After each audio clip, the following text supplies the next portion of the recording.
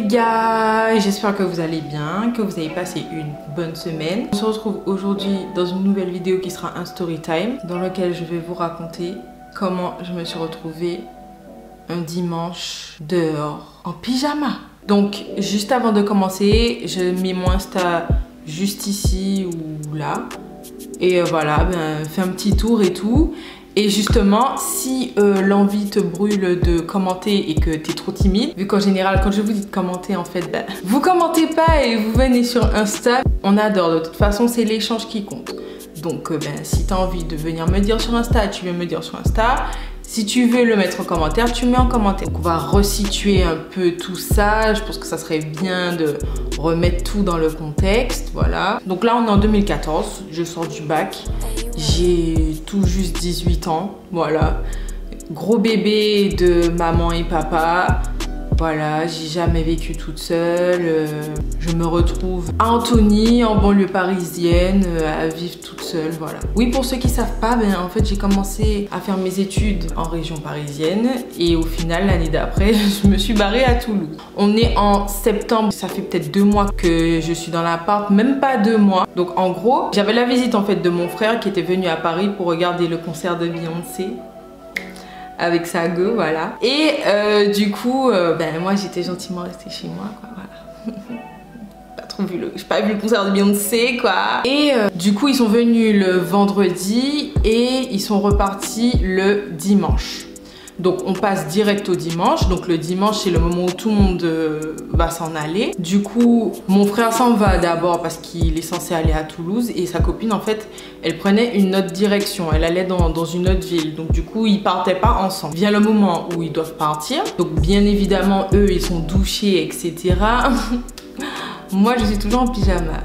Tu vois, je suis le genre de personne qui reste en pyjama très longtemps le dimanche. Tu peux me juger, je le vis très bien. Ou donc, moi en pyjama, je les accompagne, je descends avec eux, vu que j'avais une poubelle à jeter. Jusqu'ici tout va bien, on descend. Mon frère, sa copine de l'époque, voilà, partent en même temps. Je leur dis au revoir dans l'ascenseur et du coup, moi je descends au moins jeter ma poubelle et eux ils s'arrêtent au rez-de-chaussée. Je jette la poubelle et je remonte. Après, il faut savoir que pour monter du parking jusqu'au rez-de-chaussée, il faut une clé. Et je sais pas comment je me suis débrouillée. J'ai réussi à remonter jusqu'au premier parce que j'habitais au premier. Donc je remonte au premier. Et j'arrive sur mon palier. J'arrive devant ma porte. Je constate que je n'ai pas les clés. À ce moment-là, je n'avais pas les clés. Pour tout vous expliquer, dans certaines résidences, on a les portes en fait qui se claquent. Et une fois la porte claquée, si t'as pas la clé, tu rentres pas. Voilà. Et c'était bien évidemment mon cas. Voilà. Du coup, ce que j'ai fait, c'est que j'ai constaté que je n'avais pas les clés. Et à ce moment, ce qui s'est passé dans ma tête, je me suis dit clairement, putain, je suis dans la merde. Moi, c'est ce que vous allez vous dire. Vous allez vous dire, bon, au pire des cas, je prends mon téléphone, je passe un coup de fil. J'avais pas mon téléphone. J'avais tout laissé à l'intérieur. En fait, comme ils sont sortis en même temps que moi, j'étais hyper distraite. Et du coup, en fait, leur présence, le fait qu'ils partaient, en fait, j'étais totalement distraite par ce fait-là. Et du coup, j'ai pris ni téléphone, ni clé, rien du tout. Mais j'avais laissé la fenêtre ouverte. Retenez bien ça pour la suite de l'histoire. Donc, on revient au fait où je me dis, putain, je suis dehors, en pyjama, dans une résidence sécurisée dans laquelle je ne peux pas vraiment faire des allers-retours parce que si j'ai pas les clés, je pourrais pas remonter sur mon palier, donc je serais vraiment dehors. En même temps, je me dis, je suis dans une résidence où mes voisins sont des fantômes, voilà. Mis à part mon voisin du haut, j'ai jamais vu personne. J'avais jamais vu personne dans la résidence. Genre, tu vis dans une résidence, mais tu croises jamais les gens, jamais. Je savais même pas, en fait, si les gens qui étaient sur mon palier, ils étaient chez eux. Et je sais même pas s'ils allaient ouvrir. Parce que, désolé de le dire, quoi, j'étais en région parisienne, quoi. Voilà, les gens, ils veulent pas t'aider. On sait déjà, quand t'es perdu dans le métro, etc., et que tu demandes, bizarrement, ils connaissent pas. Pour revenir à ce que je disais, en gros, là, j'étais vraiment dans la merde. J'étais sans téléphone, sans clé et j'étais dehors en pyjama. Il devait être peut-être 11h midi. tranquille. Là, comme tout être humain, voilà, l'adrénaline monte et je passe en mode survie. Du coup, je me dis, bon, si j'arrive à descendre l'ascenseur au rez-de-chaussée, je pourrais réussir à remonter. Donc du coup, je descends au rez-de-chaussée et je sors du bâtiment, sachant que je savais que j'avais laissé la fenêtre ouverte. Donc je me dis, bon, il y aurait peut-être moyen de... Voilà, pas moi, hein, bien évidemment, mais il y aurait peut-être moyen de monter. Bref, donc ce que je fais, je sors et tout, je regarde la fenêtre. Là, je me dis... Je suis dans une merde noire. Je sais pas quoi faire. Je rentre dans le bâtiment, sachant qu'en fait, pour rentrer dans le bâtiment, il fallait juste taper un code. Donc, dès que tu connais le code, tu peux rentrer tranquille. Donc, je remonte et là, je constate que je ne peux pas monter l'ascenseur. Là, je me dis, bon... J'ai tenté, écoute, là, je suis dans le hall, je sais pas ce que je vais faire. Je vais attendre que quelqu'un rentre, sans téléphone, sans rien. Et puis je lui dirai ce qu'il peut me passer son téléphone, quoi. Et le temps passe et là je me dis bon, je vais prendre l'escalier, je vais voir si je peux rentrer. Donc du coup, j'arrive à remonter sur mon palier par l'escalier. À ce moment-là, je reviens à la case départ, on est d'accord. Sur mon palier, pas de clé, pas de téléphone, rien du tout. Et là je me dis, écoute, Laura, pas le choix. Tu seras obligée de déranger les gens un dimanche et être la meuf en panique en disant, écoutez, j'ai besoin de votre téléphone portable, je suis dans la merde. Voilà, je suis une grosse bouffonne. Donc du coup, sur mon palier, on était... je crois qu'il y avait 3 portes. Donc je sonne chez un premier voisin. Aucune réponse, hein, mais il me semble qu'en plus, j'entendais les gens à l'intérieur, mais ils m'ont pas ouvert. Tranquille, tranquille. Donc là, je me dis, bon, eh ben, s'il y a personne qui m'ouvre, là, je suis déjà dans une merde noire. Je ne sais pas comment ça pourrait être pire, en fait. Dernière chance. Je sonne à l'autre porte en me disant, là, oh, j'espère que genre ils vont ouvrir, j'espère, putain. Et là, après quand même un petit moment et tout, ils m'ouvrent. Et là, je leur dis, bien sûr en pyjama, avec mon meilleur pyjama, trop mignonne. Je leur dis, bon, excusez-moi, mais là, en fait, je suis dehors, j'ai claqué ma porte. Est-ce que vous pouvez me passer votre téléphone pour que je puisse contacter ma mère ou mon père, un truc comme ça, vous voyez quoi. Et là, ils ont eu pitié de moi. C'était un papy et une mamie, genre ils étaient trop mignons. Et ils m'ont laissé rentrer et ils m'ont dit de m'asseoir et tout. Ils venaient de finir de manger. Genre la meuf, les gens ils ont fini de manger et toi t'es toujours en pyjama quoi. Ok. Donc là du coup ils me passent leur téléphone. À ce moment là je me dis je vais appeler mon papa, il répond tout le temps au téléphone. Donc là j'aurai une chance de pouvoir rentrer chez moi peut-être. Voilà. Et là il répond pas. Là c'était le coup de massue.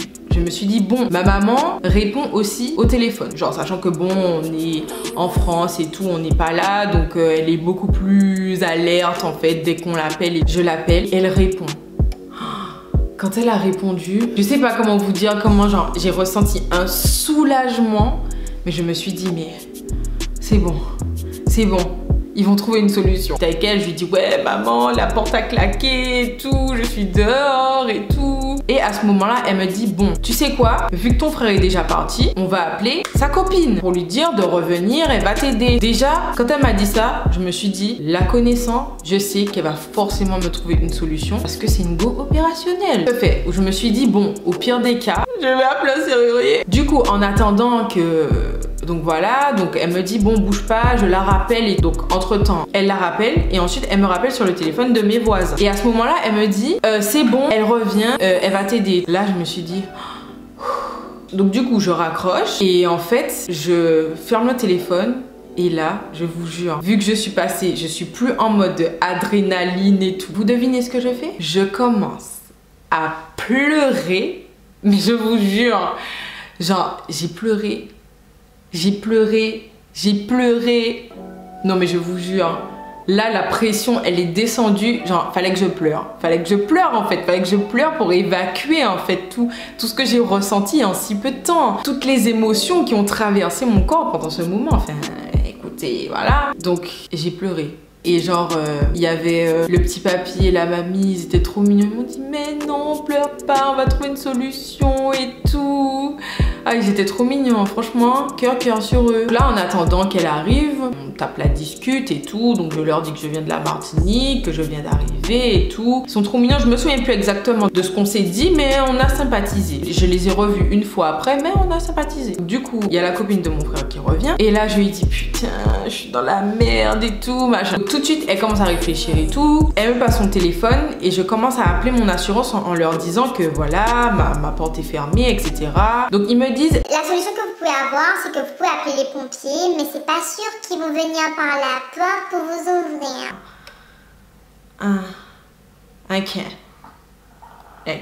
Du coup, autre option, je commence à leur parler de serrurier, en leur disant, bon, voilà quoi, comment ça va se passer et tout. Donc ils m'ont dit... Les serruriers en général, bon, il a son prix quoi, mais vu qu'on est dimanche, préparez-vous à raquer quoi. J'ai dit, ah, d'accord. Discutant en fait, et là vu qu'on était avec mes parents en interaction, vu qu'ils appelaient souvent en fait son téléphone, donc du coup on a commencé à parler avec mon papa qui nous disait que avec une radio on pouvait ouvrir. Sauf que où tu veux que je trouve une radio là comme ça? Voilà, je vous dis, la copine de mon frère, opérationnelle. Qu'est-ce qu'elle dit? Ah, je connais un pote qui a l'habitude d'ouvrir les portes et tout, ça lui est déjà arrivé, il a réussi à ouvrir sa porte. Là je me dis, oh, donc du coup, entre temps, on essaye d'ouvrir la porte et tout. Et là, de mon frère sortir sa carte de crédit. Je me dis non, tu vas pas mettre ta carte de crédit dans la porte. On voit genre ça rentre légèrement. Et là, genre on commence à voir la carte de crédit se plier. Genre on s'est dit bon, ok, non, mauvais plan et tout. Et la carte de crédit, elle était toujours un petit peu pliée. Mais ça m'a touché qu'elle ait mis sa carte de crédit en péril pour pouvoir me sauver. Sans passer tout, je discute avec l'assurance. Bon voilà, mais je leur dis attendez, etc. Je vais les rappeler si vraiment je vois que j'arrive pas à ouvrir la porte. Le pote en question qui était censé ouvrir la porte arrive, sauf qu'il arrive avec un lutin. Vous savez c'est quoi un lutin? Genre j'ai pas besoin de vous dire c'est quoi un lutin. Alors c'est pas une radio, c'était un lutin. Un lutin, tu vois, la feuille est plus épaisse que la radio. Tu vois ce que je veux dire? Donc du coup, là, ils ont commencé à essayer de faire rentrer le lutin. La galère. Franchement, c'était la galère. Il fallait pousser, tirer la porte et tout, jouer avec et tout. Franchement, on a essayé pendant... Franchement, ils ont essayé pendant une 40aine de minutes, je pense. Et là, le lutin commence à rentrer derrière la porte et tout. Donc là, on se disait, yes, ça va passer, ça va le faire et tout. Et là, je commence à avoir du sang. Genre une belle goutte de sang, genre coulée sur la porte et tout. Je me dis, what? Mais qu'est-ce qui se passe? Et là, en fait, il s'avère que c'est pas un truc de ouf, mais genre ça pissait le sang quand même. Bon, ça saignait plus ou moins abondamment. Et du coup, après avoir essayé, là, la porte s'ouvre. Là, je me suis dit, non mais meuf, clairement, faut que tu trouves une stratégie pour que tu puisses toujours partir avec ta clé. Depuis ce jour, dès que j'ai une porte comme ça, ce qui est le cas actuellement, voilà. Ce que je fais, c'est que je mets en fait la clé derrière la porte et que je fais un tour. Comme ça, à ce moment-là, quand je sais que je veux sortir, je suis obligée d'ouvrir et de prendre la clé. À ce moment-là, la clé est dans ma main. Donc, mis à part si j'oublie quelque chose ou autre, à ce moment-là, j'ai déjà les clés dans les mains et il me reste juste qu'à claquer la porte et à la refermer, quoi. Simple. Et la question que vous vous posez, pourquoi elle n'a pas donné son double à quelqu'un? Bon, je vous explique en gros, je venais d'arriver. Je ne voyais pas à qui j'allais pouvoir vraiment donner mon double des clés. Donc, c'est pour ça que personne n'avait mon double et voilà. C'est tout. On n'a pas appelé le serrurier, on n'a pas appelé les pompiers. On a réussi à ouvrir la porte et j'étais trop contente. Je peux vous dire que ça m'est plus jamais arrivé. Ah oui, et j'ai oublié de dire, mais qu'est-ce qui est arrivé au papier et à la mamie? En gros, peut-être une semaine après, genre je leur ai offert des chocolats. J'ai sonné chez eux, mais ils étaient pas là. Donc du coup, tous les jours, pendant une semaine, j'ai sonné chez eux et ils étaient pas là pour leur donner des chocolats. Ils étaient trop contents. Et la copine de mon frère, elle m'a sauvée en fait. Elle m'a sauvée. Trop d'amour. Donc la morale dans tout ça, quand vous arrivez dans des endroits inconnus ou autres, ou quand vous êtes trop jeune et immature, essayez d'avoir un peu la tête sur les épaules. Surtout si vous êtes un peu, comment dire, tête en l'air comme moi. Retenez le numéro de vos proches, ça vous servira toujours. Et troisième chose, quand il t'arrive quelque chose, tu agis. Donc c'est-à-dire que tu cherches une solution et ce n'est qu'à la fin que tu pleures. Tu gardes tes moyens, genre tu perds pas le contrôle. Donc voilà, c'est la fin de ma story time. Donc voilà, vous m'avez demandé des story time. Étant donné que ma vie est pleine de péripéties, j'ai plus ou moins des histoires comme ça à vous raconter. Donc si ça vous a plu, je vous invite à mettre un pouce bleu, à réagir en commentaire ou à venir en DM sur Insta. Hein. Et un gros bisou. Je vous dis à la prochaine et vous savez déjà, j'ai pas besoin de vous dire que c'est que du love. Voilà, les loups, il veut du love.